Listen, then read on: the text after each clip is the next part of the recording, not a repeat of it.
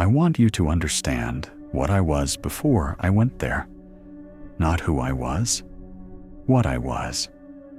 Because who I am is still being sorted out, somewhere between the man who drove into Yellowstone's backcountry in late April and the man who walked out of it 6 weeks later, wearing the same jacket and not much else.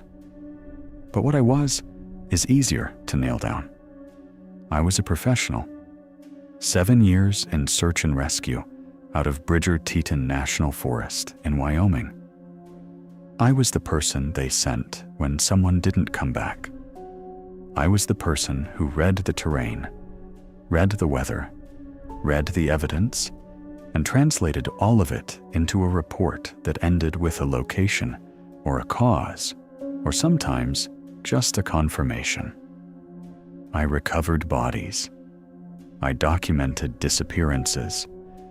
I investigated cold case wilderness fatalities where the files had been sitting in a cabinet for a decade because nobody wanted to make the drive and spend the week.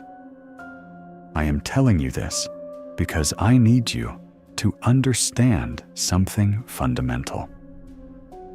When I tell you what happened at Station 7, I am not speaking from fear. I am not someone who startles easily. I am not someone who fills the silence with stories. I have been inside enough real darkness, the specific darkness of a ravine at 3 a.m, where someone has been for 9 days, to know the difference between something that frightens you and something that genuinely rearranges the architecture of how you understand the world. I pause here because I want to be precise. I survived Station 7. Technically, I left on my own feet, which is more than I can say for some of the things I found in those logbooks. But survival is a measurement of presence, not condition. And what I know now has changed what fear means to me in a way I do not have the clean language for yet. The posting came through as a standard transfer request. My request, which is important. I filled out the form myself. I selected Yellowstone's Interior Division. I reviewed the list of available assignments, and Station 7 Thermal looked like exactly what I needed. Routine maintenance duties, ground temperature logging every 6 hours, gas emission sensor checks twice daily, weekly radio check-ins with Interior Division dispatch, a perimeter fence requiring inspection every 4 days, an emergency supply cache to monitor. The job was designed for one person working alone, and that was the only requirement I had at the time. One person, alone, far from the things I kept replaying. The transfer was processed by a ranger named Kowalski at the Yellowstone Interior Division office.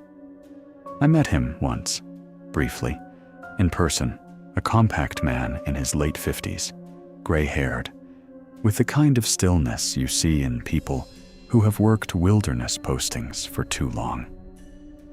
He handed me the access code card, the GPS route to the station, and a standard equipment checklist.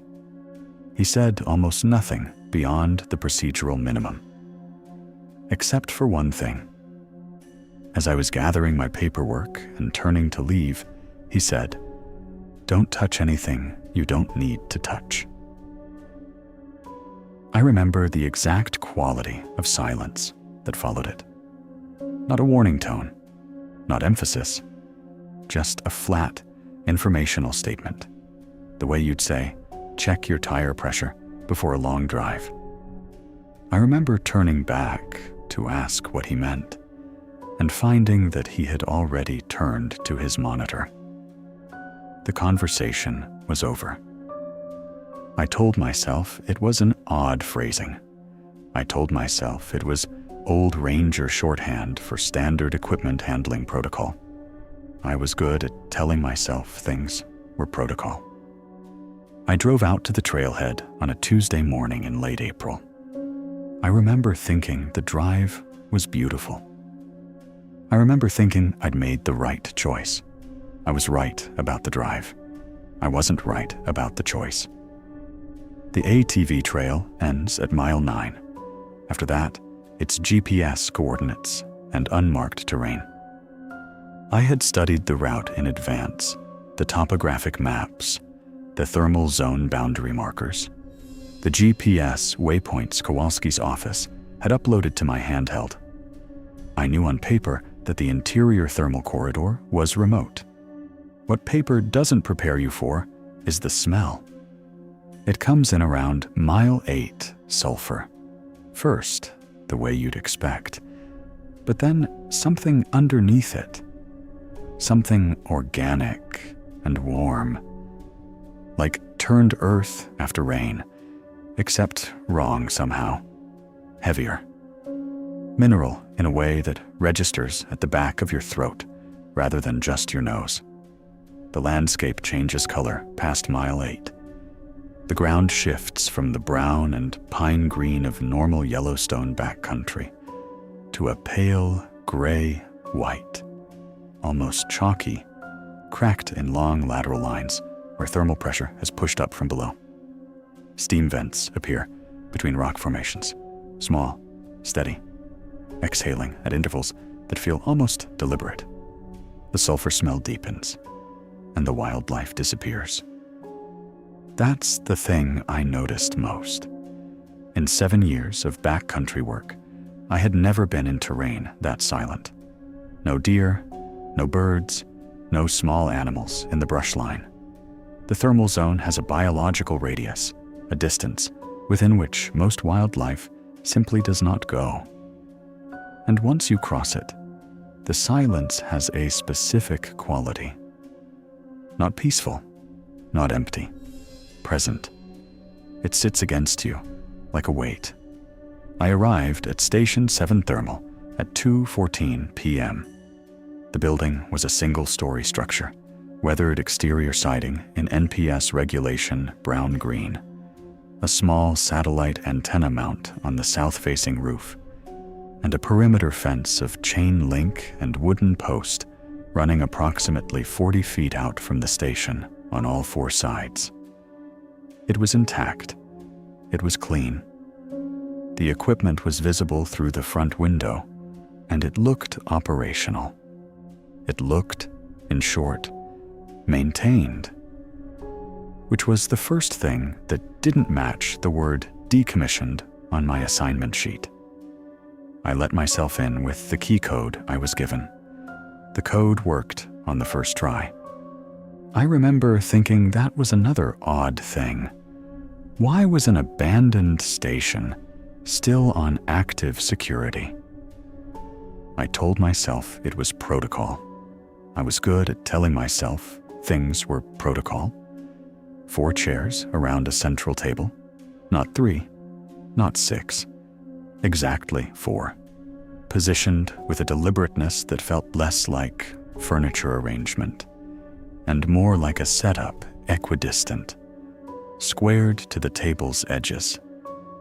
Chairs facing inward toward the center, the way chairs in a meeting room are positioned before people arrive. I noted it without assigning meaning to it yet.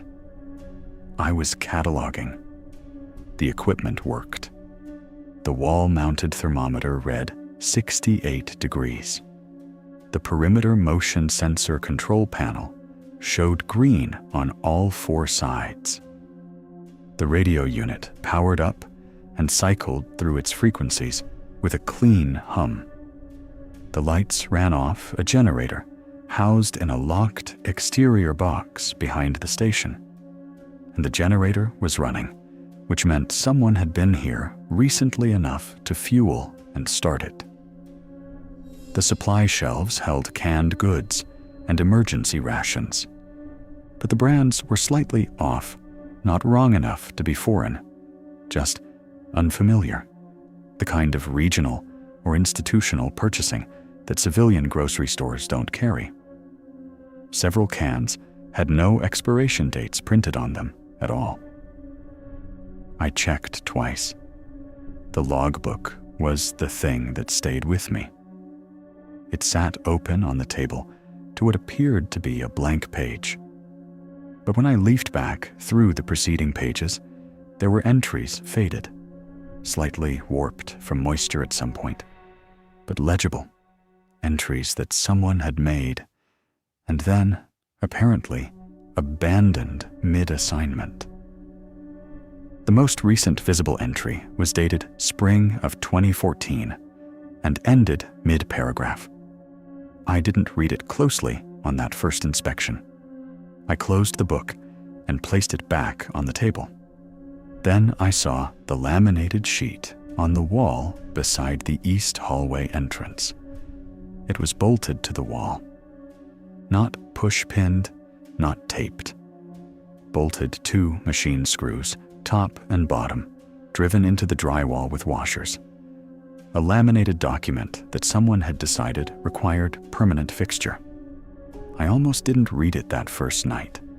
I almost treated it like a fire exit diagram. The kind of thing you glance at once and file away as furniture. I'm glad I read it. I'm also, in a way, I can't entirely explain. I'm sorry I read it. The document was formatted identically to every NPS operational protocol I had ever seen. The green and gray NPS header. A document number in the upper right corner, 7 digits. The format I recognized from years of filing supplemental addenda in Bridger-Teton. A title block centered below the header. Station 7-T Interior Operating Protocols, Supplemental Addendum C. A revision date in the lower left, March 2019. And a classification line that read, Internal distribution only, not for public access. 7 rules.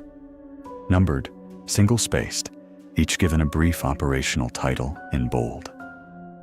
The formatting was identical to fire safety protocol documents, to equipment handling addenda, to the kind of paperwork that gets laminated and posted because it contains information the NPS considers too important to risk losing to spilled coffee or general wear.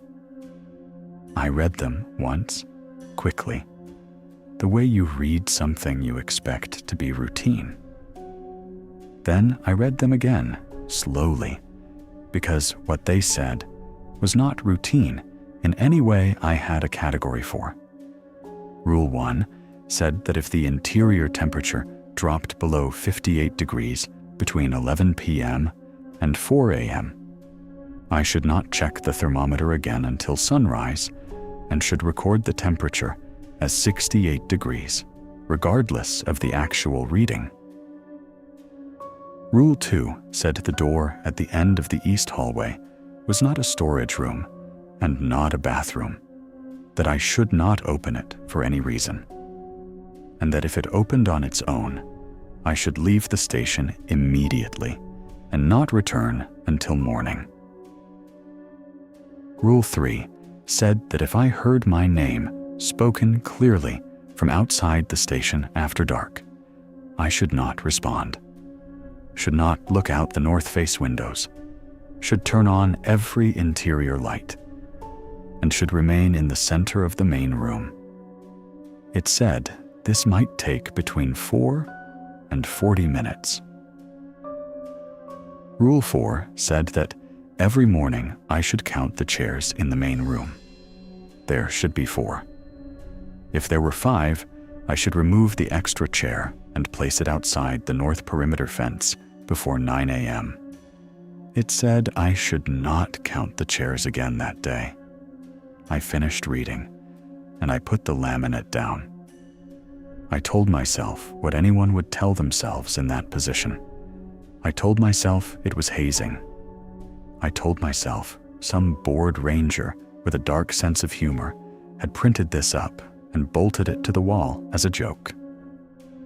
I told myself that right up until I noticed the document number matched the format of every other NPS supplemental addendum I'd ever filed. Rule 5 said not to eat any food I hadn't brought with me into the station. If I found food that wasn't mine, canned, packaged, or fresh, I was to log its location and place it outside the east window. The rule included a phrase I read 3 times. Regardless of your hunger level or how long you have been without resupply. That phrase implied someone had been here long enough to become desperate. It implied the food might appear more than once. It implied someone had considered the possibility of a ranger starving and still written the rule. Rule 6 said that the exterior motion sensors would trigger between 2 a.m. and 3 a.m. on an irregular schedule between April 15th and October 30th. It said this was normal. It said to log the trigger time and reset the sensor and delete the camera footage without reviewing it. And then it said, if you have already reviewed it, report immediately to Interior Division and request extraction. I read that last sentence twice. The NPS had written an official protocol that included the option of extraction triggered by watching a video. Whatever that video contained had, at some point, been serious enough to require ranger removal. The sentence wasn't a recommendation. It was formatted as a procedural requirement. Rule 7 was the last one. And Rule 7 was different. Not in content alone in appearance. The font was a fraction of a point smaller than the rules above it. The spacing between lines slightly compressed, as if it had been added to a template that was already nearly full. Where the other rules used clean, bureaucratic language, Rule 7's phrasing was slightly more personal, slightly less clinical. It said, if at any point you feel certain that you are alone, genuinely, completely certain, check the log. Read the last 3 entries. If they are in your handwriting, but you do not remember writing them, leave everything and walk due south. Do not use the ATV. Do not take the radio. Walk until you reach the tree line and do not stop walking until you can hear birds. I sat with Rule 7 for a long time. The other rules described events, things that might happen with procedural responses. Rule 7 described a psychological state, the feeling of certainty, of absolute solitude, and classified it as a warning sign. Not a comfort, a warning. Something was wrong with the feeling of being alone here, and whoever wrote this rule knew it. It reads less like protocol, I said to myself that night, standing in the center of the main room, with the generator humming outside, and the thermal field breathing its slow steam into the April darkness. It reads more like someone trying to warn a specific person. I slept fine that first night. I want to be honest about that.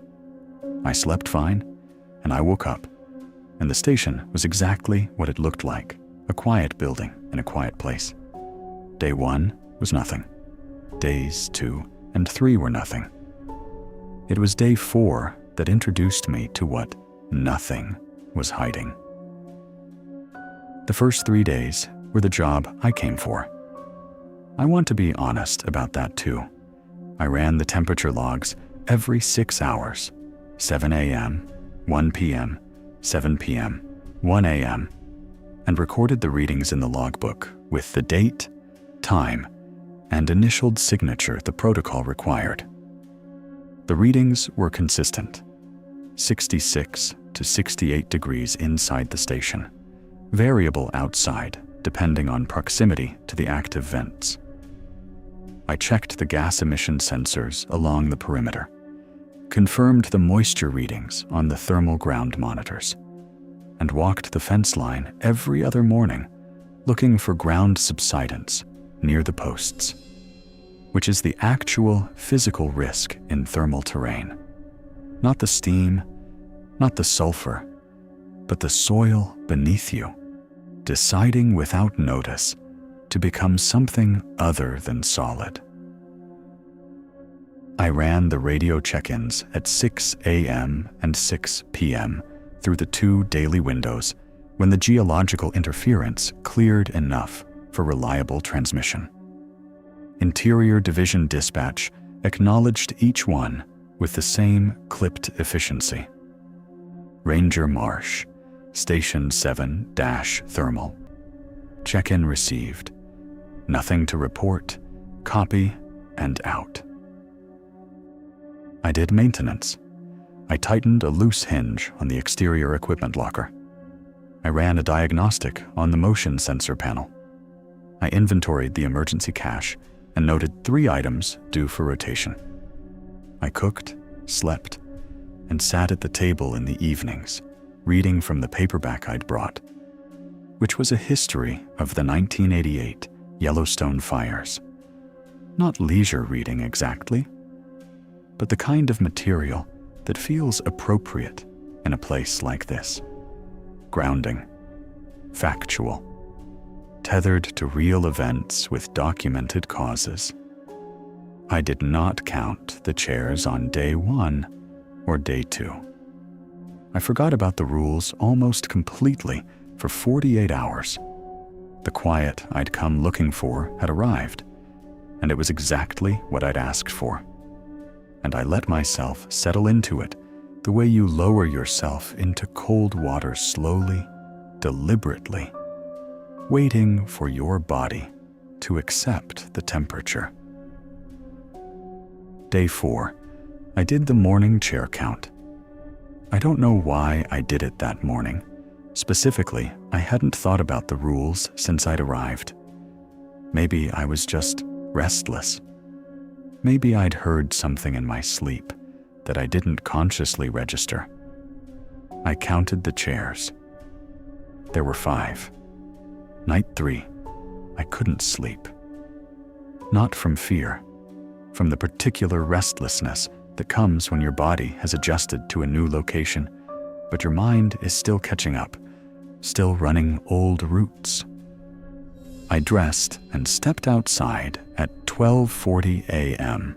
to walk the interior perimeter inside the fence, between the fence line and the station wall. It wasn't required. It wasn't in the duty log. It was just something to do with my hands and feet while my mind came down from wherever it had been. The thermal field after dark is something I had not prepared myself for. The steam vents glow. Not brightly, not like a lamp or a fire, but with a faint, deep amber light from the geothermal heat below. Enough to give the steam rising from each vent a quality that is somewhere between fog and luminescence. The vents are scattered across the field in a pattern that has no apparent logic, and at night, with the ambient light gone, each one becomes its own soft column, rising and dispersing in the still air.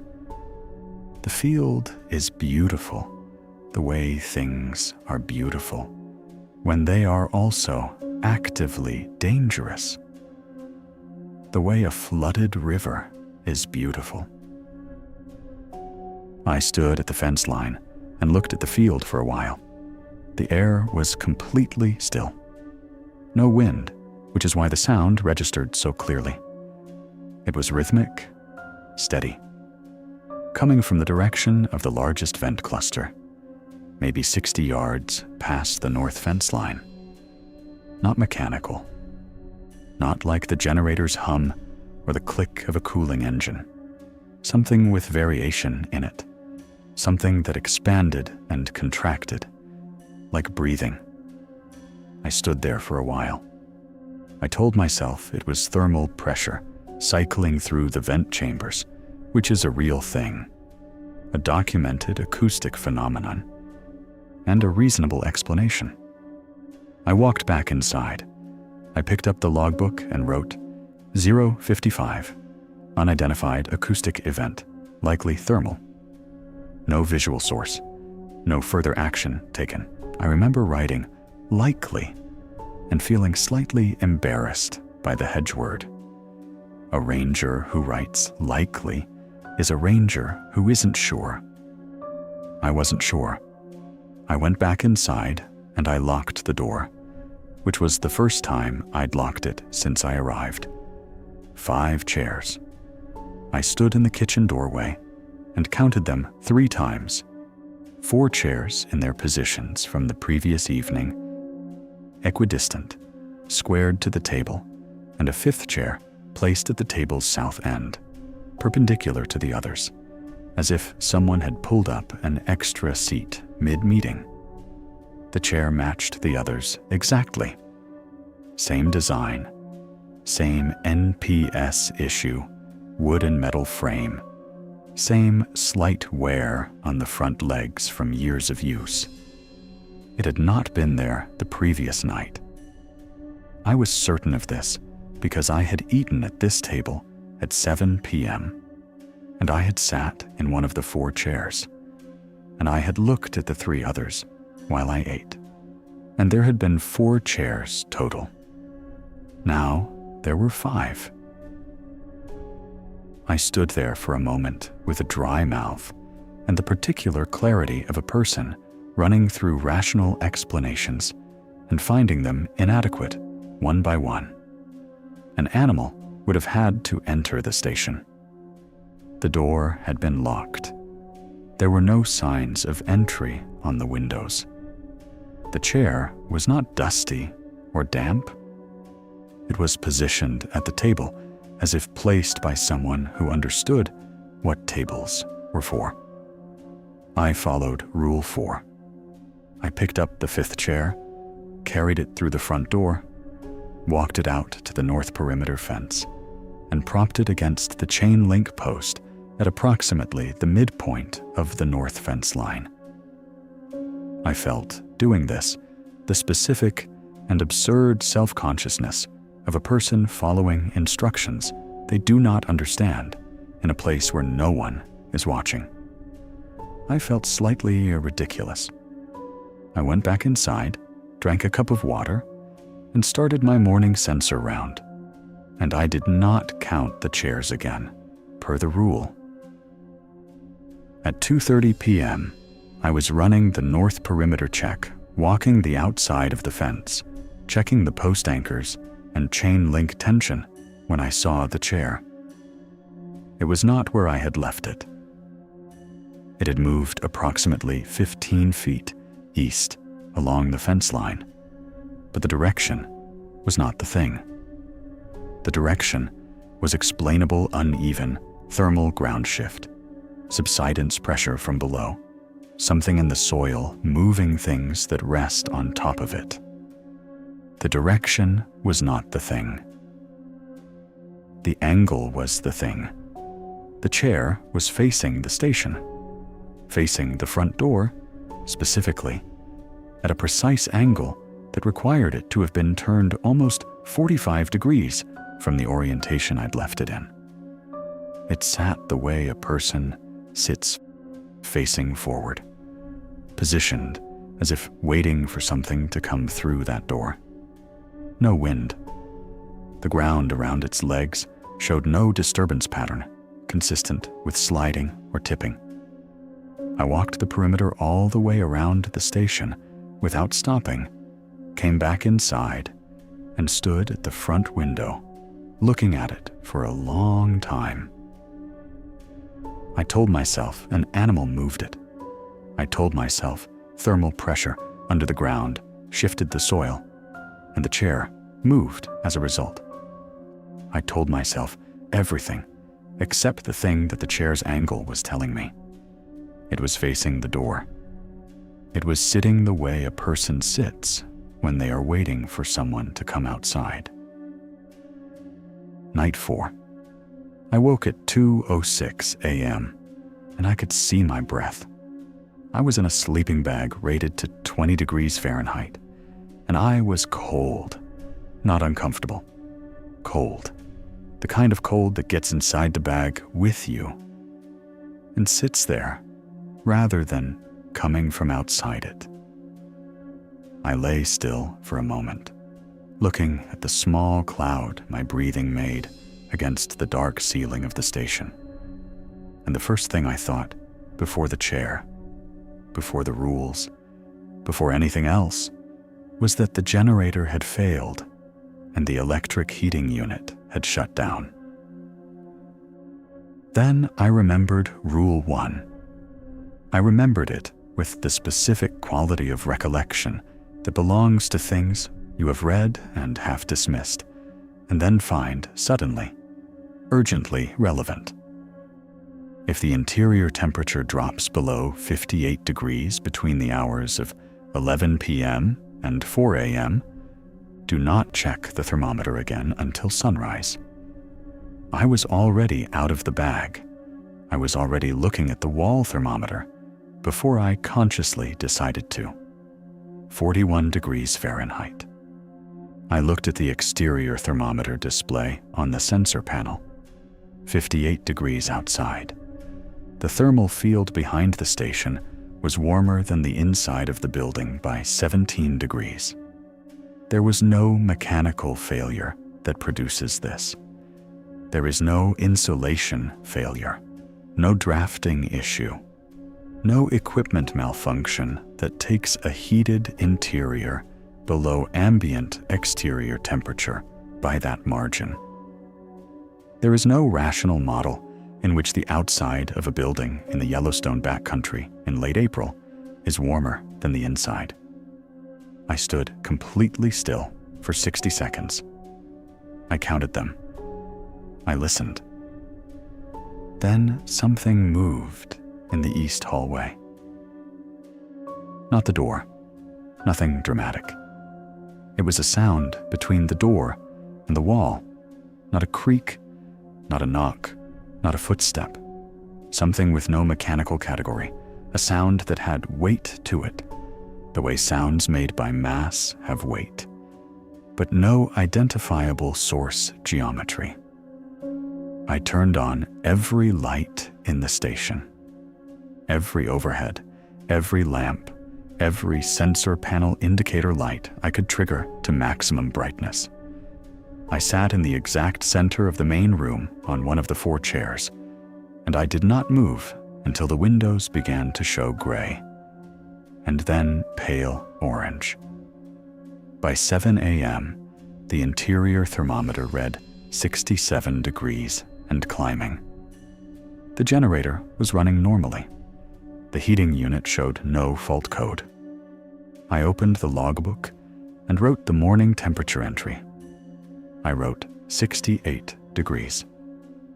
I sat with the pen in my hand afterward for a moment, looking at that number. 68 degrees.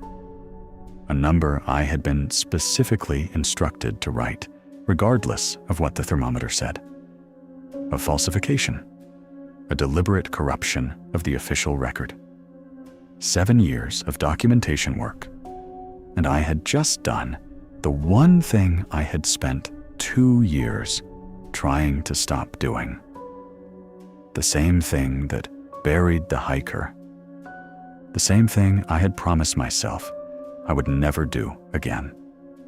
I wrote 68 degrees Fahrenheit in the log, and I hated myself for exactly 2 seconds before I decided I had done the right thing. That was the first time I understood what the rules were really for. They weren't there to explain what was happening.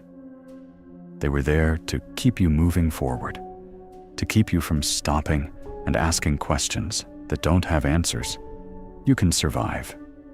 Night 6, I was awake because of a sound, and I knew I was awake because of a sound, even though I couldn't identify the moment it had entered my sleep and changed it from sleep into something else.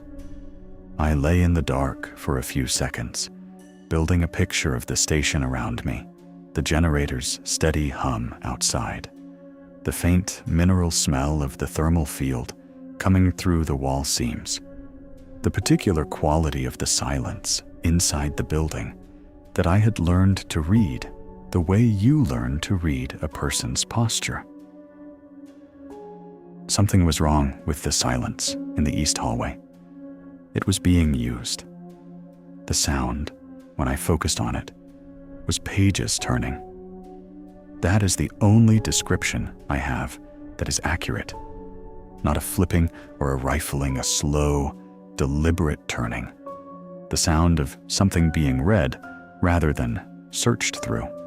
The sound of a reader working through material with patience. I lay still and listened to it for 30 seconds, and then I got up, picked up my flashlight, and walked to the east hallway entrance. The hallway is 8 feet long.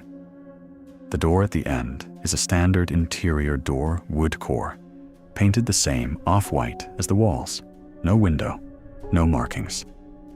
In 6 days at the station, I had walked past it many times, and it had sat there closed and unremarkable. I had told myself, when I first noticed the rule about it, that the rule was probably related to hazardous storage propane, old chemicals, something the NPS had sealed and not wanted rangers accessing without oversight. The door was opened by 3 inches, not pushed open, not hanging loose, open with intention. Open the way a door is open when someone has opened it from the inside and left it that way. The 3 inches of gap were dark, and my flashlight beam entered the gap and illuminated a sliver of wall, white paint, nothing else. The sound of pages turning had stopped when I reached the hallway. I stood in the silence, and I listened, and there was nothing. 8 feet between me and that door. 3 inches of open darkness. I stood there for 90 seconds. I counted them the same way I had counted the 60 seconds in the cold, deliberately, using the counting as an anchor. I thought about what was behind the door. I thought about the fact that my entire professional history told me to open it, to identify the source, to document what was there. I thought about Rule 2, which did not say, "Consider leaving," or "It is recommended that you leave." It said, "Leave the station immediately." I went back to the main room. I picked up my outer layers from the chair beside the table. I walked out the front door into the 48-degree April night and sat with my back against the exterior wall and did not go back inside. I sat outside the station in the dark until 5:45 a.m. I did not sleep. I sat with my back against the exterior wall, and I watched the thermal field breathe in the dark. And I thought about the hiker. I thought about how following protocol feels the same whether the protocol is right or wrong. It feels exactly the same. At sunrise, I went back inside. The east hallway door was closed, not latched. There is no latch mechanism on that door, no hardware beyond the hinges, but closed in a way that felt structural. When I put my fingertips against the painted wood and applied slight pressure, the door did not shift. It sat in its frame the way doors sit when something is holding them from the other side, though there was no sound from behind it, and no draft from beneath it. Sealed is the only word that fits, even though sealed implies a mechanism that doesn't exist on this door. The station temperature was 68 degrees. The logbook was on the table where I'd left it, except it was open to a different page. I had closed it the previous evening.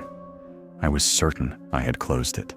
I close logbooks as a habit, a 7-year habit of keeping field documentation protected from moisture and contamination. The logbook was open to a page I had not seen before. The entries on this page were dated in the spring of 2014 and were written in a handwriting that was not mine, smaller than mine, more compressed, the letters carrying the slight forward lean of someone who writes quickly and with pressure. I read the first line. The door was open again last night. I left. I came back. I am writing this because I need someone to know that the rule is correct. The rule is the only correct thing here. Do not open that door. I sat down at the table. I read every visible 2014 entry. There were 6 of them, and they described a progression I recognized with the sick familiarity of someone seeing their own situation from the outside. Chair counts, temperature drops, the sound from the east hallway. This ranger had gone through each of these things in the same order I had, with the same professional framing, the same gradual erosion of the comfortable explanations. The 5th entry said, I have started sleeping in the main room. I cannot explain why the east hallway feels different after dark. I have no language for what I mean by different. It is simply not a place I can be when the lights are off. The 6th entry ended mid-sentence at the bottom of the page. I turned the page. Blank. I read every visible 2014 entry twice. There were 6 of them. They stopped mid-sentence on what I calculated was day 14 of that ranger's assignment. The sentence ended with, I think I know what the rules are, really. And that was all. I turned the page. Blank. Day 8. The 6 a.m. radio window opens for approximately 18 minutes each morning before the geological interference returns.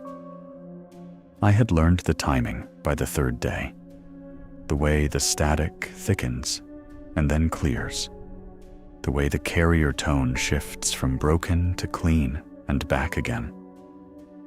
I ran my scheduled check-in, gave my status report to Interior Division Dispatch, all readings nominal. No unusual ground activity, no structural changes near the vent markers, and received the standard acknowledgement. And then the window stayed open. No second voice, no traffic, just open air and the low-frequency hiss of the geological noise underneath the signal. Then a different voice. Older, deliberate, the voice of a man who had used radios long enough to stop performing competence on them and just sound like himself. He said his name was Elias Pruett, and that he was listed as a volunteer communications monitor for Yellowstone's backcountry network. He asked me to confirm my station number. I said, 7 Thermal. The silence that followed lasted long enough that I thought the window had closed. Then he said, You got the book? I said I had it. He said, Read it every day. Don't get clever. The window closed. Interior Division Dispatch offered no acknowledgement of Pruett's transmission. Nothing in the standard sign-off indicated that a second party had been on the frequency. I sat at the radio for a moment, with the handset held at an angle that wasn't quite at my ear and wasn't quite set down, trying to parse what had just happened. A voice that Interior Division had apparently not heard or had chosen not to acknowledge, knowing the station I was assigned to, knowing about the document bolted to my wall, giving me a directive that contained, in 3 words, More genuine warning than anything in my official assignment materials. Don't get clever. I asked Interior Division about Pruett on my next check-in. They told me there was no Ranger Elias Pruett on any Yellowstone volunteer communications roster. They told me to log the frequency and report any unauthorized contacts. I logged it. I didn't report it. Day 11. The radio window opened at 6 a.m., and I ran my standard check-in, and the window stayed open the same way it had 3 days earlier. Same voice. Pruett. He talked more this time. Not much. Pruett was clearly someone who had learned that information delivered in the backcountry should be compressed to what's necessary and nothing else. But enough. He told me he had been assigned to Station 7 Thermal in 2009. He said it was the last year the station was officially active. He said he had requested the decommission personally, and that the request had been approved, and that he had walked out of the thermal corridor in November of that year and had not gone back. He paused and then said, "Not because I was afraid, because I understood what I was being asked to do, and I wasn't willing to keep doing it." He gave me 3 things. The first was this: the rules were not about things coming in from outside the station. He said this with the specific emphasis of a person correcting a fundamental orientation error. Not coming in from outside. Whatever the rules were protecting against, protecting from, protecting by, it was not external. The second was a construction note. The door at the end of the east hallway was built in 1987. He said the station's original blueprints, filed in 1971, showed no door in the east hallway. The hallway ended in a flat wall. The door and the room behind it were added later, in 1987, and the addition was processed through the NPS's Internal Maintenance Division under a project classification he described only as non-standard renovation. The third thing he said: whatever the temperature sensor reads at 3 a.m., don't trust the number on the wall thermometer. The one on the wall tells you what it wants you to think the temperature is. He signed off. I sat with the handset in my hand, looking at the wall thermometer. 68 degrees. A number that felt precise and confident and correct. A number I had been recording for 11 days. I sat with that for a long time. Not about things coming in from outside. I'd been watching the perimeter. I'd been checking the fence. I'd been assuming the danger was outside, and the station was the safe place. Pruett was telling me I had the geometry completely wrong. Day 12. The logbook had changed again overnight. It was open on the table when I came in from my morning sensor check, open further back than the 2014 entries, open to a section I had not been able to access on any previous examination. The pages that had appeared blank before now held entries, clear and legible, spanning dates I had to work through with effort. 1994, 2001, 2007, and the 2014 section I had already read. 4 different handwritings. 4 different people doing the same job in the same station across 3 decades. The 1994 entries were brief. 2 pages of temperature logs and a single notation at the bottom of the second page in the same measured, professional shorthand that all NPS logbooks carry. interior temperature readings inconsistent with exterior readings on multiple occasions. Recording per Addendum C protocol. No elaboration. No distress. Just a note that the falsification was happening and a reference to the document bolted on the wall, formatted as if writing down inaccurate data per official instruction was a standard and unremarkable part of the job. The 2001 entries spanned 8 days and included a note under day 6. Chair count anomaly. 5 chairs. Rule 4 followed. Extra chair removed to north fence post. Likely animal intrusion via unknown entry point. Likely. There was that word again. I recognized it the way you recognize your own handwriting, the specific verbal hedge of someone using professional language to quarantine a thing they cannot explain. The 2007 entries were the ones that stayed with me. Day 4 of the 2007 log, motion sensor footage deleted per Addendum C Rule 6 protocol. No review conducted. And then, 2 days later, a separate entry that had been written with more pressure than the surrounding text. The indentation of the pen was visible even through the logbook's slight lamination. I have not slept in 4 days. The radio window does not always open when it should. I am noting this in the official record because I want there to be an official record of what is happening in this station. And I do not believe the station's standard documentation is sufficient for that purpose. The next entry was 2 days later and was a routine temperature log with no personal notation. And then they stopped. No 2009 entries. The pages that would have corresponded to Pruett's assignment contained faint ink ghosts. The impressions of words on paper that had been removed.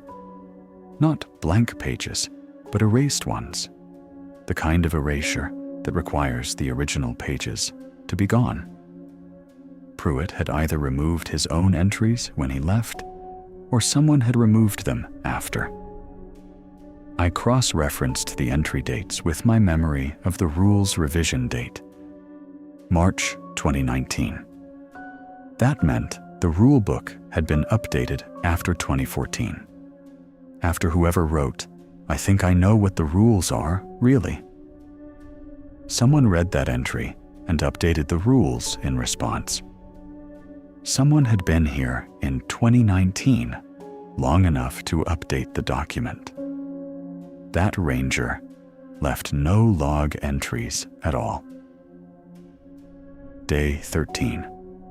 I came in from the midday sensor check at 12:47 p.m., and the can was on the kitchen table, centered, not placed near the edge or set down carelessly, centered on the table's surface, with the label facing out toward the room's entrance, the way a display item is positioned.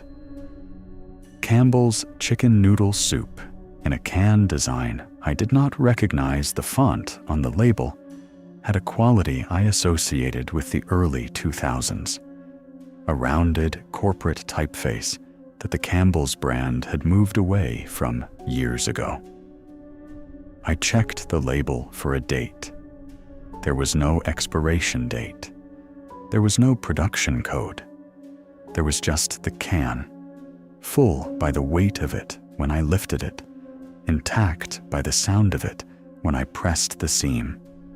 Sitting in the middle of a table I had cleared completely before going outside 40 minutes earlier. I held it in both hands. I want to be precise about what I was feeling in that moment, because it is easy, in retrospect, to make it sound like fear, and it was not entirely fear.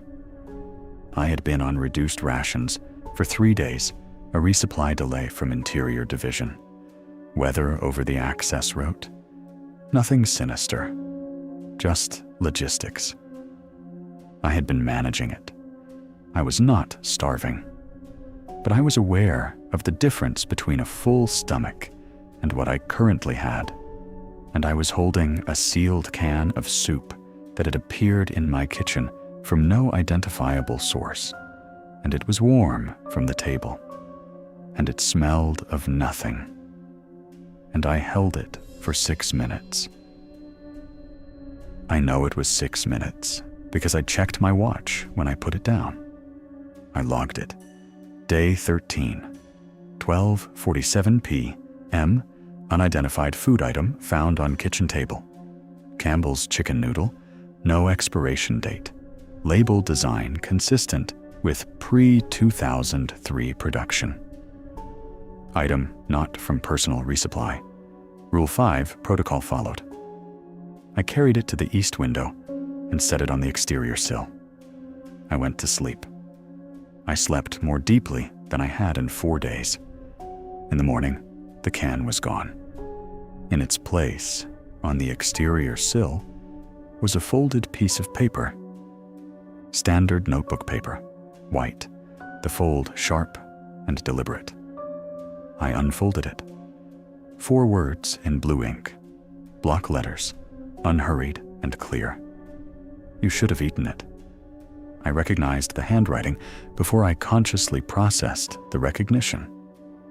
The specific weight of the pen strokes. The way the capital Y curves back.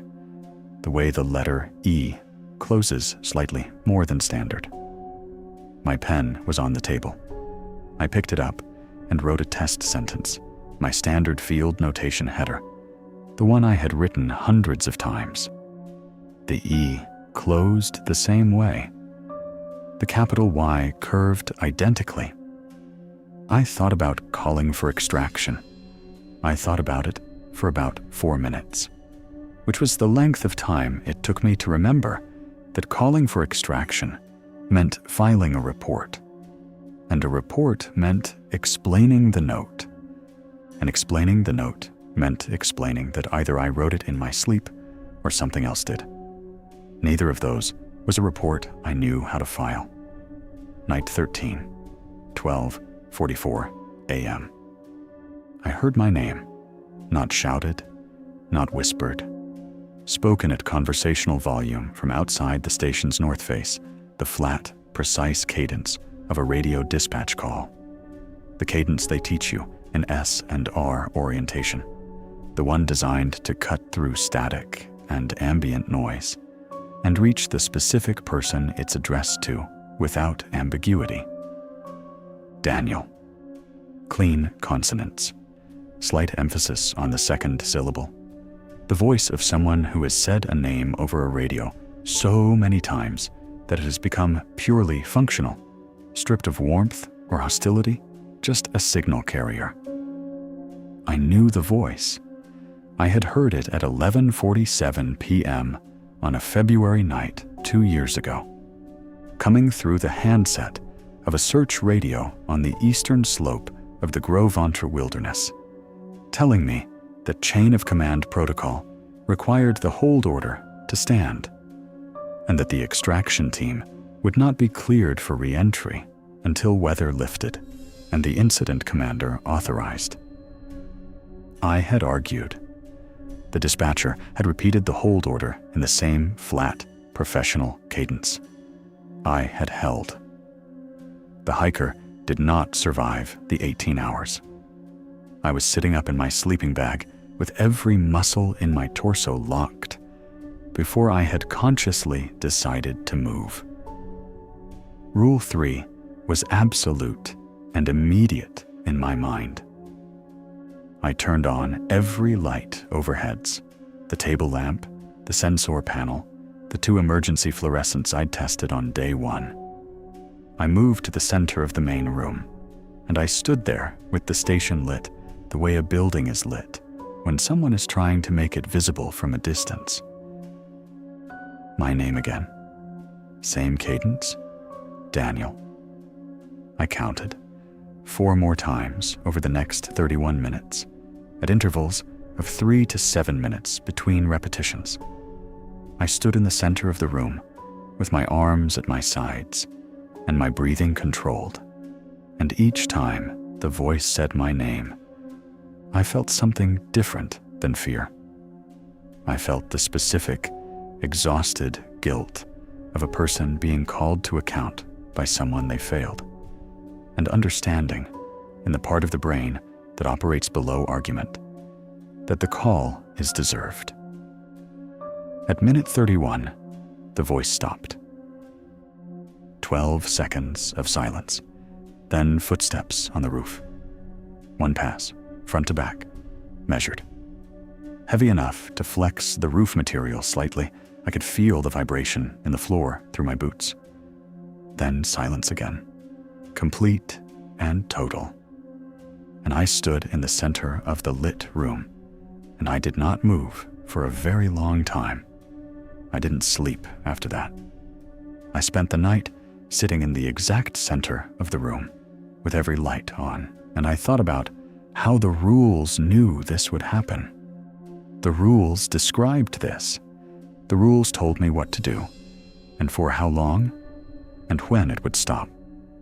Someone had documented the voice outside calling names. Someone had timed it. That someone sat in exactly this same room and heard exactly this. Day 14. The motion sensor log showed a trigger event at 2:23 a.m. the previous night. North perimeter, exterior sector. Duration, 12 minutes and 40 seconds. I sat at the sensor panel for a long time looking at that timestamp. I had been standing in the center of the main room at 2:23 a.m. I had been standing there with every light on, and the voice still fresh, and the roof vibration still in my memory. I was certain of this. Rule 6 was printed on the laminate, bolted to the wall 8 feet from where I was sitting. I reviewed the footage. The camera mounted on the north perimeter post had a field of view covering the exterior station wall and the fence line and approximately 15 feet of terrain beyond it. The footage was time-stamped and continuous. At 2:22:58 a.m., the frame showed empty terrain, the station's north-facing wall, the lit windows from the interior lights I had turned on. At 2:23:01 a.m., a figure entered the frame from the eastern edge. The figure was wearing my jacket, the dark green NPS field jacket with the reflective stripe on the left shoulder that I had bought in Bozeman before driving out to the trailhead. My jacket, on a figure with my height and my posture and my particular gait, the slight forward lean I'd had since a tendon injury in year 3 of S&R that never fully corrected. The figure walked the full perimeter of the station's north face, stopping at 3 points to perform what looked like fence post inspection bending, checking the anchor, standing before re-entering the station through the front door at 2:35:40 a.m. I watched this 3 times. I rewound and played it again. I looked at my hands, which were steady, and I thought I was inside. I was standing in the center of the main room. I know this. I checked my memory of the previous night, the way you'd check a locked door, pressing on it, testing it, trying to find the place where it gives. It did not give. I went into the footage archive. The system held 30 days of stored data. I scrolled back to the previous assignment's dates 11 months prior, a time I had no name or face for. A ranger whose presence in this station I knew only from the absence of entries in the logbook. The north perimeter trigger for that assignment was date-stamped exactly 11 months ago. The footage showed a different person, shorter than me, different jacket, different posture, walking the north face of the station, stopping at the same 3 fence posts, re-entering through the front door. At 2:23 a.m., I pulled up the footage archives. The system held 30 days. I found footage from the previous assignment, a ranger from 2024 I have no name for. The footage showed that ranger walking the same path, same direction, same time, 2:23 a.m., same north face check. That ranger's footage was dated 11 months ago. I had been at this station for 14 days. Night 15 began at 10:45 p.m. with the temperature. I was awake. I had not had more than 4 consecutive hours of sleep in the previous 4 days, and the particular alertness of exhaustion had replaced normal sleep cycles with something jagged and unreliable. I was at the table reading through the logbook entries again, trying to construct a timeline that made structural sense, when I noticed my breath. Not dramatically, just there, a faint condensation that appeared and disappeared with each exhale. The wall thermometer read 64 degrees and falling. I checked my watch. 10:52 p.m. Rule 1 would not activate until 11 p.m., which meant I had 8 minutes in which the temperature was theoretically investigable. By 11 p.m., the reading was 57. I noted it in the field log. I did not record it in the official temperature log. At midnight, I counted the chairs. I had counted them every morning since day 4, with the discipline of someone who has learned that the rules describe real events. In 12 days, I had found 5 chairs 3 more times, had removed each extra chair to the north perimeter fence, had watched the fence area from the window each afternoon, and had accepted the chair's subsequent repositioning as a fact I could not yet explain, but could no longer dismiss. I had established a rhythm with the chairs, a protocol within the protocol. Midnight, day 15. 7 chairs, 3 extras.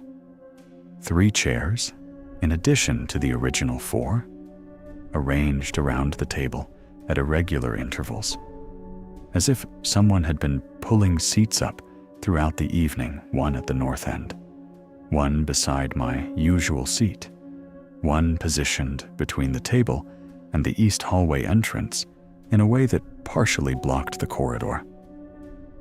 I stood in the kitchen doorway looking at them. The temperature in the main room was 53 degrees.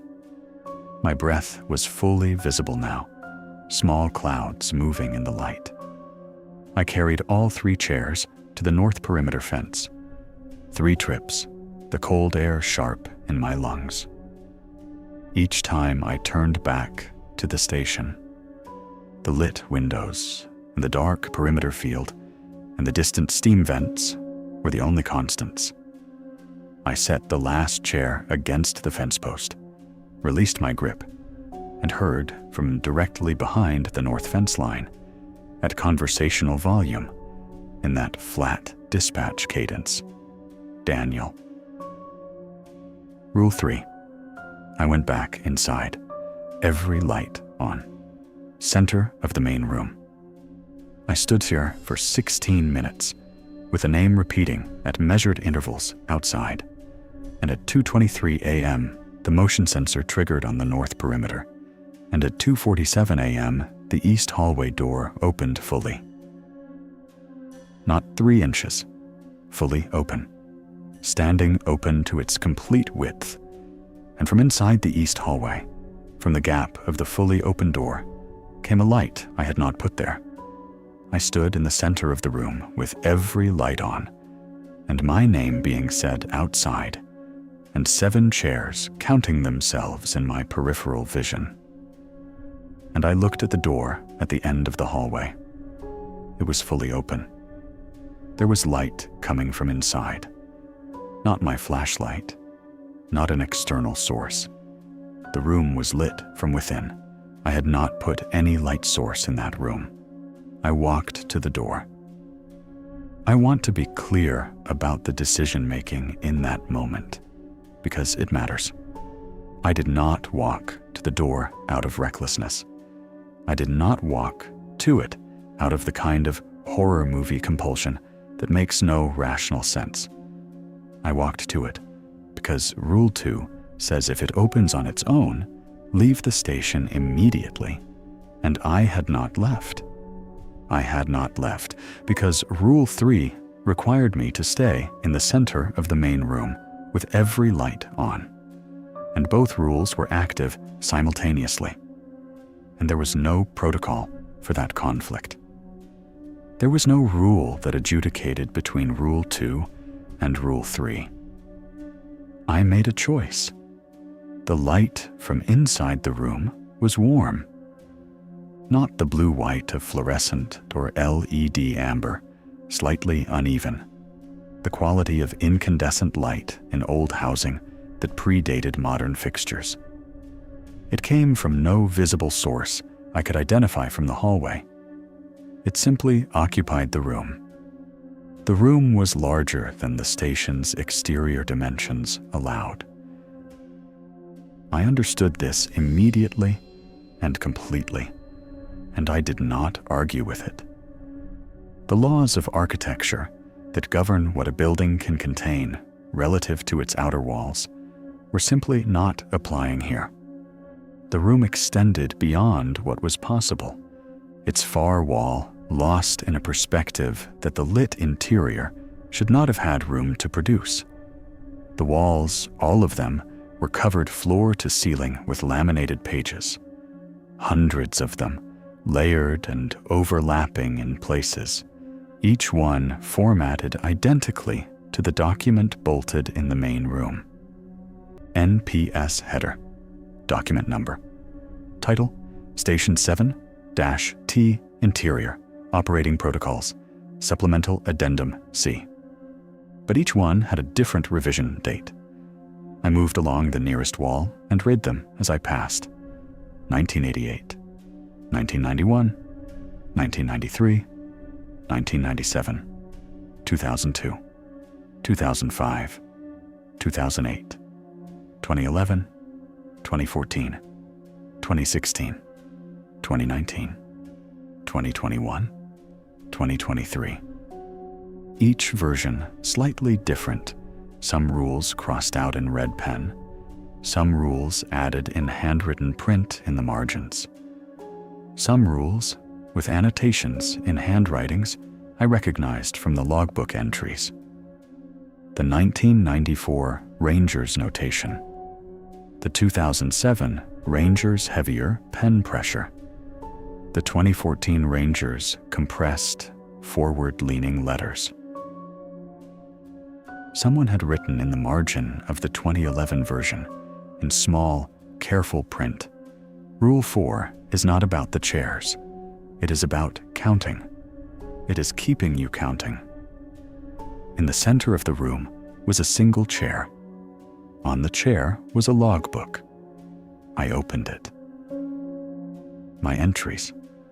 Every entry I had made since arriving at Station 7-Thermal, transcribed word for word in my handwriting date, time, notation, the small personal observations I'd added outside the official protocol, accurate to the period at the end of each sentence.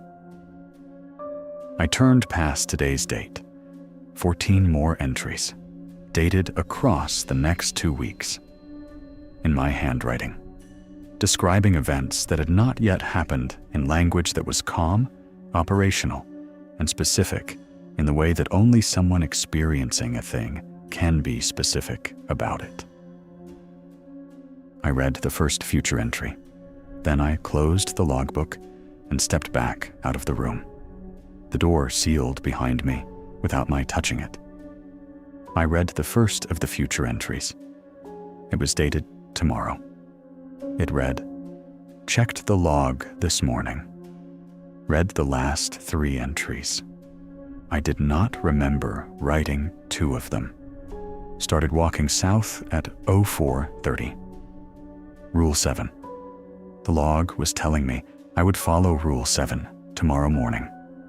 It had already written that down. I want to tell you what those 14 entries contained.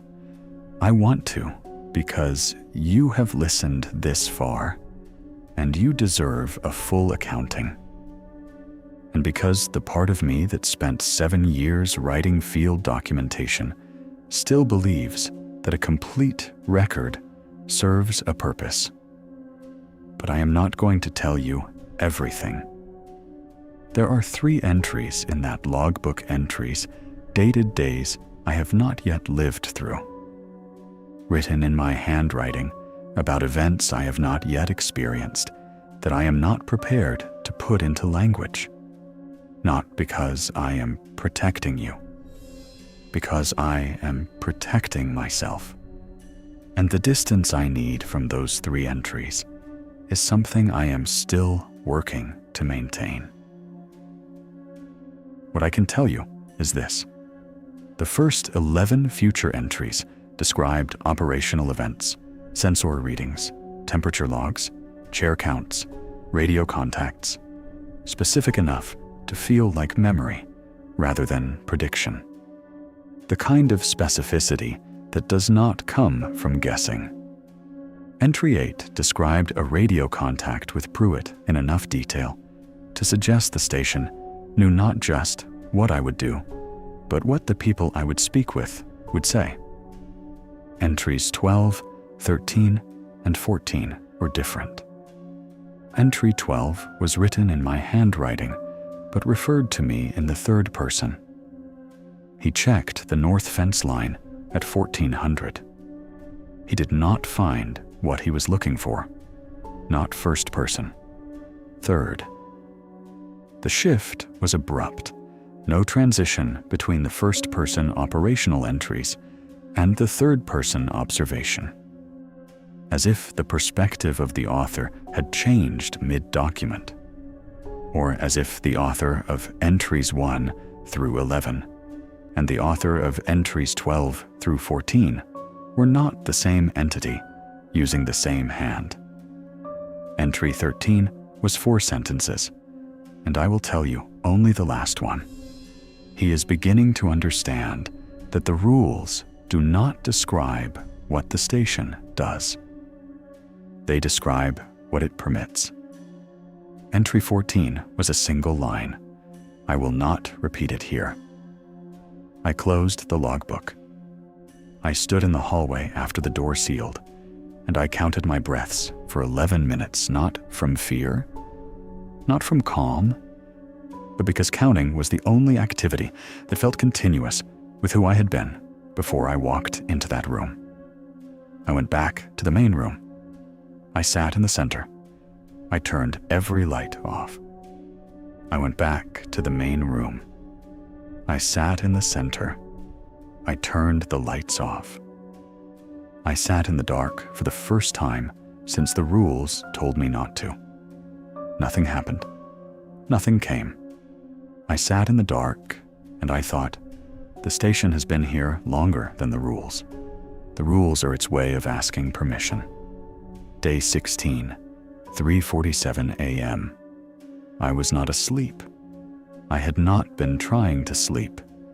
I was sitting at the table with the logbook open in front of me, and the station temperature at 62 degrees, and my breath occasional small clouds in the lamplight. And I checked the log the way Rule 7 says, to check it not from dread, but from the quiet and absolute certainty that I was alone. Genuinely, completely certain. The kind of certainty that has no anxiety in it, no vigilance, no listening. Just the flat conviction of a person who knows the house is empty. Rule 7 says that feeling is the warning. I read the last 3 entries. The first 2 were mine. I remembered writing them, remembered the specific moments, the 7 p.m. temperature log with the reading I'd rounded up by half a degree, the perimeter check note from yesterday afternoon. The third entry was dated 1:30 a.m. I had no memory of writing it. It described, in my handwriting, in my field notation style, a full exterior perimeter check performed at 1:30 a.m., all 4 fence sides, all perimeter post anchors, condition of the north face motion sensor housing, no anomalies noted. I had been inside at 1:30 a.m. I had been in the center of the main room. I was at the front door at 4:08 a.m. with my outer jacket, my boots, and nothing else. No ATV keys, no radio. Rule 7 was specific, and I followed it specifically.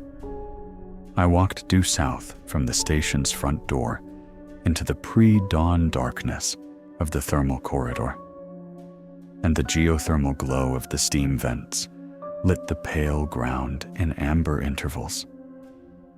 And I walked through it the way you walk when you are not running, but when you are not casual, either purposeful, measured, covering ground. 2 hours and 11 minutes, the tree line arrived the way tree lines arrive in darkness. Not as a wall, but as a thickening. The pale thermal ground giving way to pine duff and root networks, and the specific resistance of soil that has biomass in it. I pushed through the outer edge until I was fully inside the canopy. I stopped. I listened. Birds. High in the canopy, the particular pre-dawn restlessness of birds that wake before light, small sounds, repositioning sounds, the test calls that precede the full morning choir by 40 minutes. I had walked until I could hear birds, as the rule instructed, and I could hear them, and I stopped. I turned and looked back toward Station 7, 14 miles north through the thermal corridor. The pale gray-white ground was visible in the pre-dawn light, and through the steam that rose from the vents in the still air. At the far end of the corridor, the shape of the station's roofline was just perceptible. Every window was lit. I had not left any lights on when I walked out the door. I stood at the tree line for a long time. I watched the lights. Nothing moved in the windows. Nothing came out the door. I had done everything the rules said. I had survived. I want to be careful about what I mean by that word. I walked back to the trailhead over the following 11 hours, not a straight route, because straight routes through unmaintained terrain in Yellowstone's backcountry require navigation I couldn't manage on no sleep and reduced food. So I took the long way, the logged ATV path that adds 4 miles but stays on identifiable ground. I reached my personal vehicle at the trailhead parking area at around 3:30 p.m. and sat in the driver's seat for approximately 20 minutes before I started the engine. I drove to the Interior Division field office. I filed a routine end-of-tour report sensor readings, temperature logs, perimeter condition, emergency cache status, everything by the numbers. I wrote under notes that I was experiencing a personal health concern and was requesting medical leave effective immediately. The processing ranger, not Kowalski, a younger woman I didn't know, reviewed the form and approved the leave without additional questions. The approval took 9 minutes. 9 minutes to process 16 days in Station 7 thermal into a medical leave form. I spent 3 weeks in a motel outside Bozeman. Ground floor, room 7, parking lot view. I slept in 12-hour intervals and ate from the gas station across the street, and did not think about the station with any directness. I thought around it The way you think around a structural load, keeping your weight off the part that might not hold. In the third week, I contacted Interior Division by phone and requested access to historical personnel records for Station 7 thermal assignments. I was transferred twice and then told by a division administrator that all personnel records for Station 7 thermal assignments were maintained under restricted internal classification and were not available for general inquiry. I asked about Pruett by name. The administrator put me on hold for 90 seconds and returned to tell me, in the careful language of institutional denial, that there was no volunteer communications monitor named Elias Pruett registered with any Yellowstone program, current or historical. I thanked them and ended the call. I almost stopped there. I almost decided that leaving was enough. And then, about 5 weeks after I came back, I found something in the inner pocket of the jacket I'd worn on the walk south. Something I couldn't explain and couldn't have put there. Something I still can't put into a report. The jacket had been in the back of my truck for 5 weeks, in a dry bag I hadn't opened since the morning I drove away from the trailhead. I only went back to it because I needed the jacket the weather in Bozeman had turned. A late cold front pulling down from Canada, and I unzipped the dry bag and shook it out and heard something inside shift. Inner pocket, left breast, the kind of pocket with a zipper that you use for things you don't want to lose. I had not used that pocket during my assignment. I had not put anything in it. I had checked the jacket's pockets when I packed it, the way I check all gear before a field deployment, and the inner pocket had been empty. Inside the pocket was a laminated page, torn from a larger document. The tier line ran along the left margin at approximately the midpoint, and the lamination had separated slightly at the tear edge from the stress of the fold. NPS formatting, the correct header. The document number matching the rulebook's number from Station 7's main room wall. Revision date field, blank. One rule. The number at the top of the entry, Rule 8. I read it. I read it once, standing in the motel parking lot with the cold front pushing October air down from the north and the dry bag open at my feet. And I stood there for a while after I'd read it.